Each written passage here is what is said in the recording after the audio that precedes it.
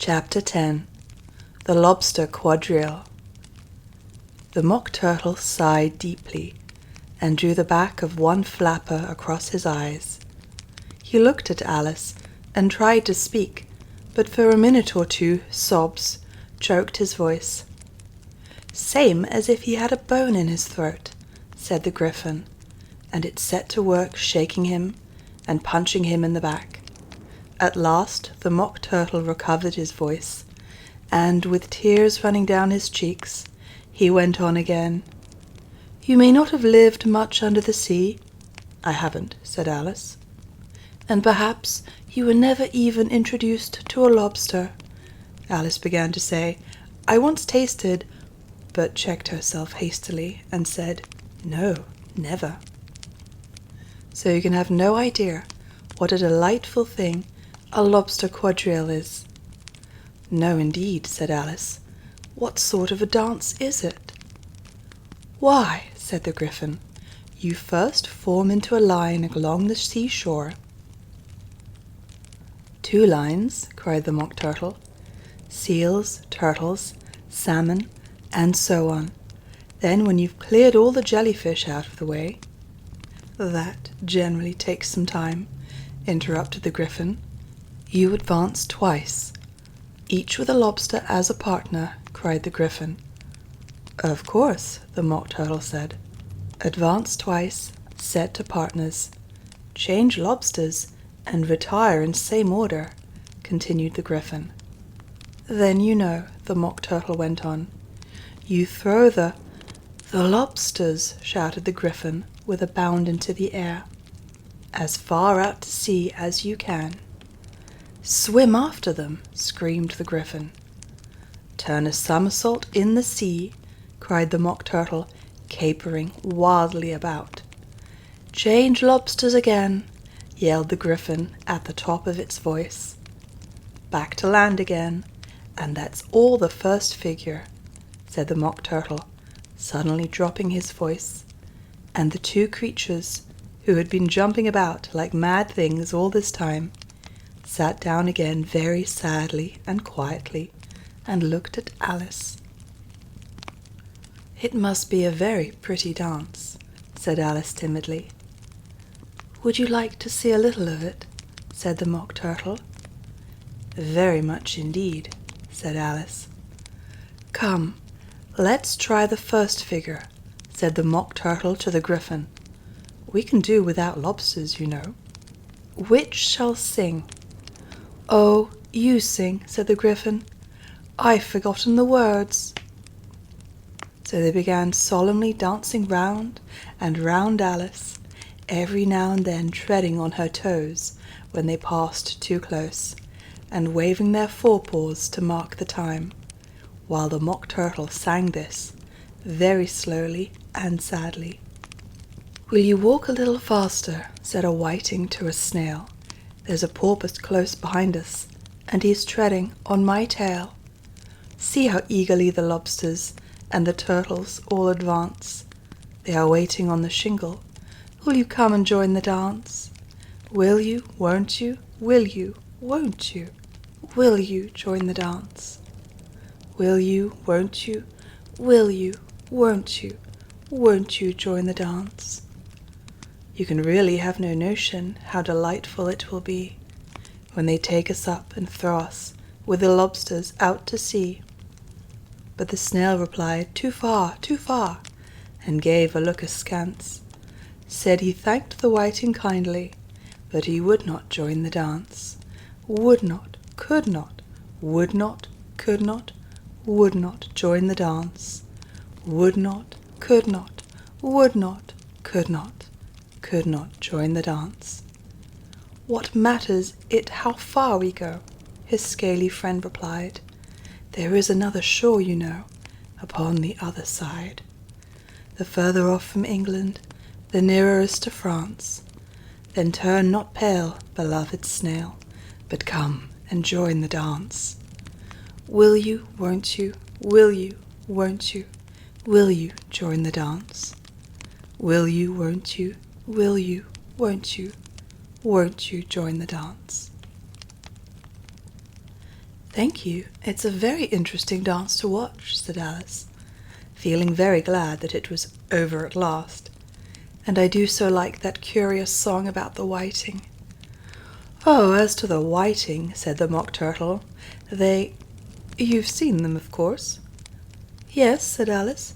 "I've often seen them at She checked herself hastily. "I don't know where Din may be," said the Mock Turtle, "but if you've seen them so often, of course you know what they're like." "I believe so," Alice replied thoughtfully. "They have their tails in their mouths, and they're all over crumbs." "You're wrong about the crumbs," said the Mock Turtle. "Crumbs would all wash off in the sea. But they have their tails in their mouths, and the reason is—" Here the Mock Turtle yawned and shut his eyes. "Tell her about the reason and all that," he said to the Griffin. "The reason is," said the Griffin, "that they would go with the lobsters to the dance, so they got thrown out to sea. So they had to fall a long way. So they got their tails fast in their mouths, so they couldn't get them out again. That's all." "Thank you," said Alice. "That's very interesting. I never knew so much about a whiting before." "I can tell you more than that, if you like," said the Griffin. "Do you know why it's called a whiting?" "I never thought about it," said Alice. "Why?" "It does the boots and shoes," the Griffin replied very solemnly. Alice was thoroughly puzzled. "Does the boots and shoes?" she repeated in a wondering tone. "Why, what are your shoes done with?" said the Griffin. "I mean, what makes them so shiny?" Alice looked down at them and considered a little before she gave her answer. "They're done with blacking, I believe." "Boots and shoes under the sea," the Griffin went on in a deep voice, "are done with a whiting. Now you know." "And what are they made of?" Alice asked in a tone of great curiosity. "Soles and eels, of course," the Griffin replied, rather impatiently. "Any shrimp could have told you that." "If I had been the whiting," said Alice, whose thoughts were still running on the song, "I'd have said to the porpoise, 'Keep back, please. We don't want you with us.'" "They were obliged to have him with them," the Mock Turtle said. "No wise fish would go anywhere without a porpoise." "Wouldn't it really?" said Alice, in a tone of great surprise. "Of course not," said the Mock Turtle. "Why, if a fish came to me and told me he was going on a journey, I should say, 'With what porpoise?'" "Don't you mean purpose?" said Alice. "I mean what I say," the Mock Turtle replied, in an offended tone. And the Griffin added, "Come, let's hear some of your adventures." "I could tell you my adventures, beginning from this morning," said Alice a little timidly. "But it's no use going back to yesterday, because I was a different person then." "Explain all that," said the Mock Turtle. "No, no, the adventures first," said the Griffin, in an impatient tone. "Explanations take such a dreadful time." So Alice began telling them her adventures, from the time when she first saw the white rabbit. She was a little nervous about it just at first. The two creatures got so close to her, one on each side, and opened their eyes and mouths so very wide, but she gained courage as she went on. Her listeners were perfectly quiet till she got to the part about her repeating, "You are old, Father William," to the caterpillar, and the words all coming different, and then the Mock Turtle drew a long breath and said, "That's very curious." "It's all about as curious as it can be," said the Griffin. "It all came different," the Mock Turtle repeated thoughtfully. I should like to hear her try and repeat something now. Tell her to begin." He looked at the Griffin, as he thought it had some kind of authority over Alice. "Stand up and repeat, ''Tis the voice of the sluggard,'" said the Griffin.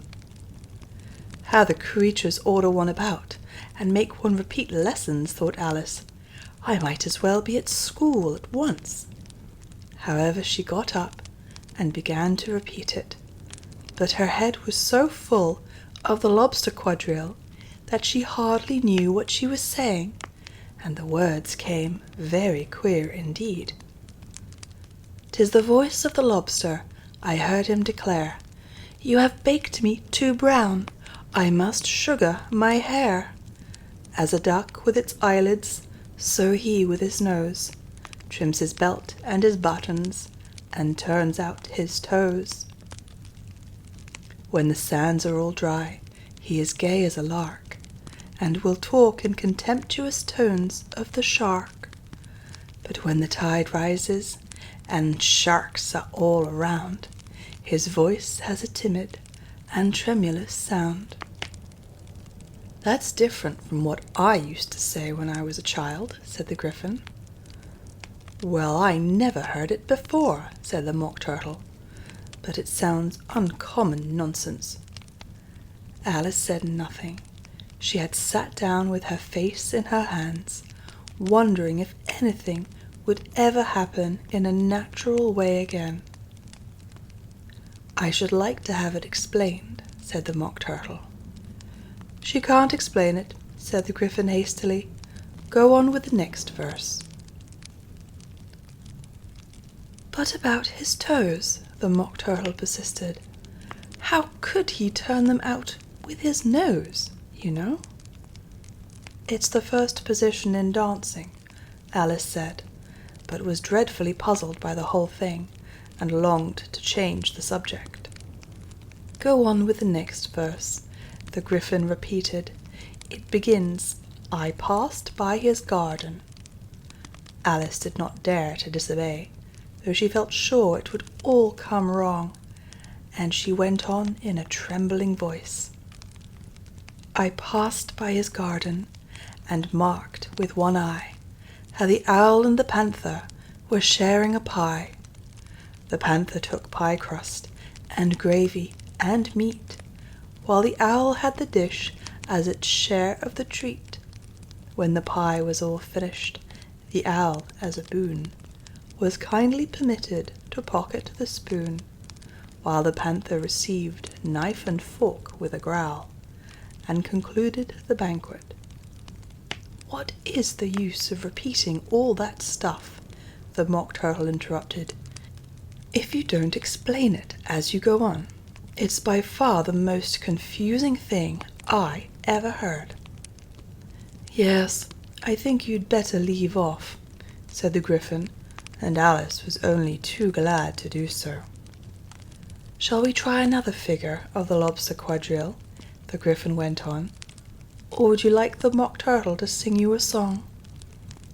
"Oh, a song, please, if the Mock Turtle would be so kind," Alice replied, so eagerly that the Griffin said, in a rather offended tone, "No accounting for tastes." "Sing her Turtle Soup, will you, old fellow?" The Mock Turtle sighed deeply, and began, in a voice sometimes choked with sobs, to sing this: "Beautiful soup, so rich and green, waiting in a hot tureen. Who for such dainties would not stoop? Soup of the evening, beautiful soup, beautiful soup, soup of the evening, beautiful, beautiful soup." Who cares for fish, game, or any other dish? Who would not give all else for 2 pennyworth only of beautiful soup? Pennyworth only of beautiful soup, beautiful soup, soup of the evening, beautiful, beautiful soup. Chorus again, cried the Gryphon, and the Mock Turtle had just begun to repeat it, when a cry of "The trial's beginning" was heard in the distance. "Come on," cried the Gryphon, and taking Alice by the hand, it hurried off, without waiting for the end of the song. "What trial is it?" Alice panted as she ran, but the Gryphon only answered, "Come on," and ran the faster, while more and more faintly came, carried on the breeze that followed them, the melancholy words, "Soup of the evening, beautiful, beautiful soup."